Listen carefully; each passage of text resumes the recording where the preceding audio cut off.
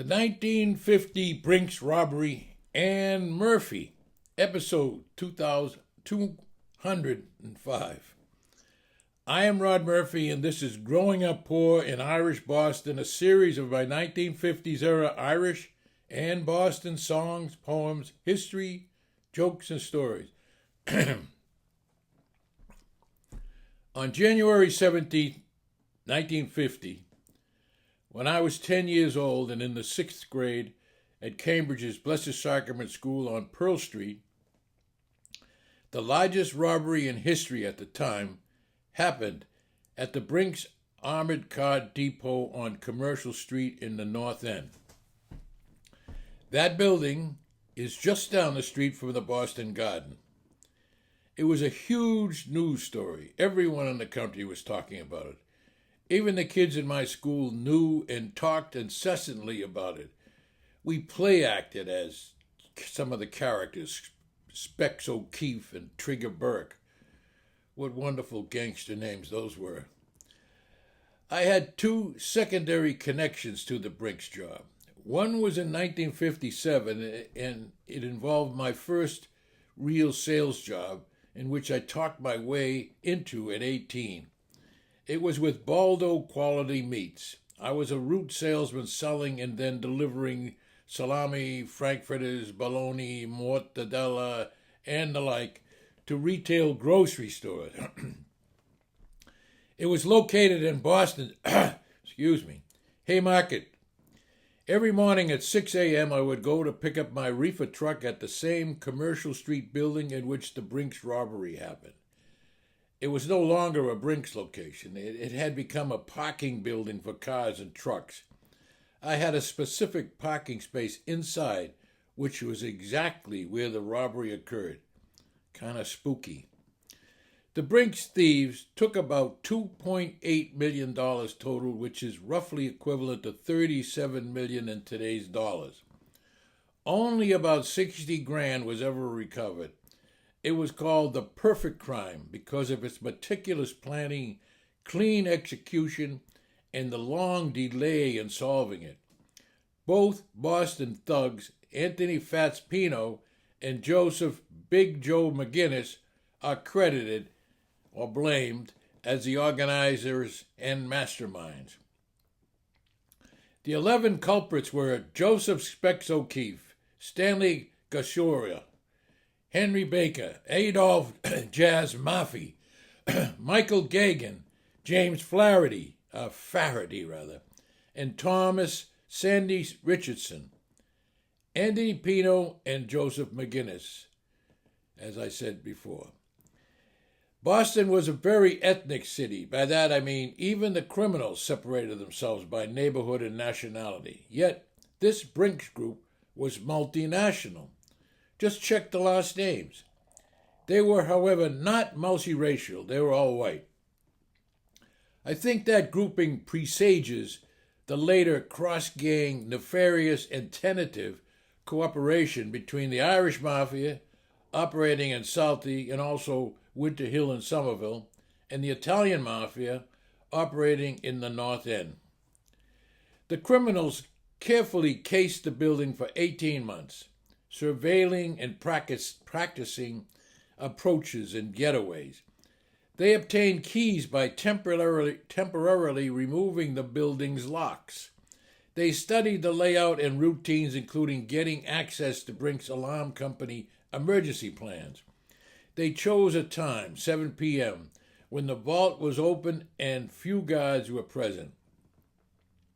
On the night of the robbery, a lookout named Vincent Costa signaled the others from a nearby rooftop when the coast was clear and the vault became accessible. The 7 armed men entered at 7 p.m. They were O'Keefe, Gascoria, Baker, Maffey, Gagan, Flaherty, and Richardson. Pino and McGinnis waited in a getaway truck. They wore navy peacoats, chauffeur's caps, which resembled the Brinks uniforms. They wore gloves, rubber-soled shoes to muffle the sound of the footsteps, and full-face rubber Halloween masks. They carried .38 caliber revolvers, rope, and canvas bags. They used the copied keys to enter locked doors, surprise the 5 employees in the vault area, bound their hands, and taped their mouths. In roughly 30 minutes, they filled about 14 canvas bags, totaling more than half a ton, with the loot, and then left around 7:30 p.m. They left behind a large amount of silver and coins. Finally, a Brinks employee freed himself and raised the alarm by about 7:40 p.m. The getaway involved a stolen green 1949 Ford stake body truck, which was later cut up and dumped in pieces near Stoughton, Massachusetts. Boston police and the FBI investigated intensively. Early evidence was sparse. Small bills are very hard to trace. Tips and theories produced many dead ends. Suspects, including Pino and others, came under scrutiny due to their criminal backgrounds and weak alibis, but proof was lacking for years. Pieces of the getaway truck and one recovered gun provided some leads. Pardon this short break. I hope you are enjoying my Growing Up Poor in Irish Boston podcast. If you like this episode, please subscribe. It's free and helps get my messages to more folks. And now back to the 1950s Brinks Robbery and Murphy. The case broke due to some internal conflict among the criminals. O'Keefe and Gascoigne were later imprisoned on unrelated charges and bitched about being shortchanged on their shares of the loot. After O'Keefe's release, disputes among the group escalated. An attempted hit on O'Keefe, allegedly by underworld figure Elmer Trigger Burke, ensued. O'Keefe was wounded but not killed. In January 1956, in custody and bitter, O'Keefe confessed to the FBI and detailed the plot and the participants. This happened just days before Massachusetts' 6-year statute of limitations expired. Arrest followed quickly with the capture of 6 of the culprits in mid-January 1956. Faherty and Richardson were caught later. O'Keefe pleaded guilty. The 1956 trial of the great Brinks robbery defendants was a high-profile state criminal proceeding in the Suffolk County Superior Court in Boston, presided over by Judge Felix Forte. It began on August 6, 1956, and concluded with guilty verdicts on October 5, 1956, followed by sentencing on October 9th. The case involved 8 of the 11 men linked to the January 17, 1950 heist. It relied heavily on accomplices' testimony, featured extensive jury selection due to intense publicity, and resulted in life sentences that were later upheld on appeal. In the 1956 trial, the 8 living non-cooperating members were convicted and received life sentences. O'Keefe received a lighter sentence, 4 years, for cooperating and was released around 1960. Most of the others were eventually paroled by 1971. Very little of the money was recovered. The small amount recovered was linked to a fence.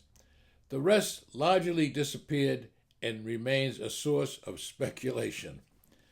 The hidden money relates to another of my Brinks secondary connections.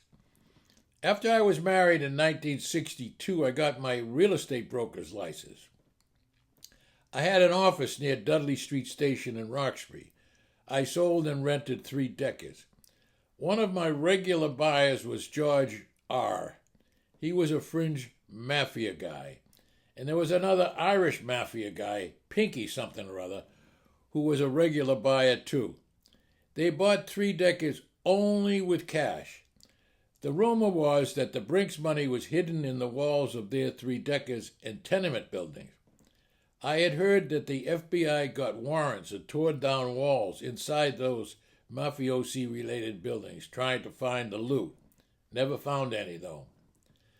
The case inspired books, including one based on O'Keefe's account. Another was Noel Bain's, quote, the big stick-up at Brinks, unquote, there were at least 4 films, notably the 1978 drama The Brinks Job, directed by William Friedkin and starring Peter Falk. It remains a classic example of a meticulously planned heist that nearly succeeded due to discipline and the limited forensic ability of the era, but ultimately unraveled through greed, distrust, and the persistence of the investigators. Signed, sealed, and delivered.